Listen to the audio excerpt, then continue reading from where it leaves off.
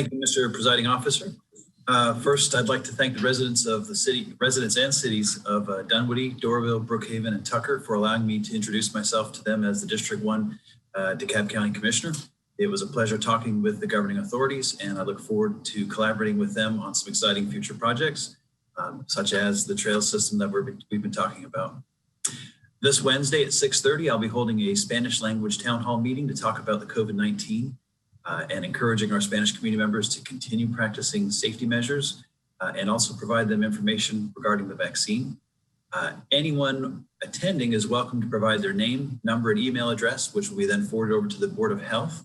The Board of Health will then reach out to those individuals and work to schedule a vaccine appointment as the supply of vaccines increases. As a reminder, we are still accepting nominations for the Women's Month. Community members are encouraged to nominate a phenomenal woman in the community. Send nominations to District 1 at DeKalbCountyGA.gov. As everyone else has already said, a reminder that April 1st is the deadline to file your homestead exemption. And then finally, I would like to talk about the deadly spa shootings in the Metro Atlanta area, as well as the deadly shootings in Colorado last night or yesterday. In Atlanta, the actions carried out by the shooter are part of a series of attacks that are increasing against the Asian American and Pacific Islander community. The nonprofit group Stop AAPI Hate recently released a report that shows 15% increase in hate incidences against Asian Americans and Pacific Islanders.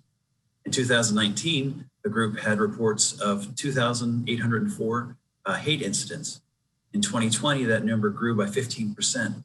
According to their data, by the time we conclude these meetings today, 3 people from this community will have experienced some form of hate or violence because of their race. My district has many residents who identify as Asian American and Pacific Islanders, and I applaud, that is why I want to applaud my colleague, Ted Terry, for his efforts in drafting a resolution to provide the citizens of our county with resounding support from this body that denounces hate against people of Asian descent. I also want to recognize my colleague, Lorraine Cochran-Johnson, for wanting to include more people of color in this resolution. Regarding the shootings in Colorado, we're still waiting to learn what the motivation was, but I do want to express my condolences to all those who are affected. As Dr. Martin Luther King said, injustice anywhere is a threat to justice everywhere.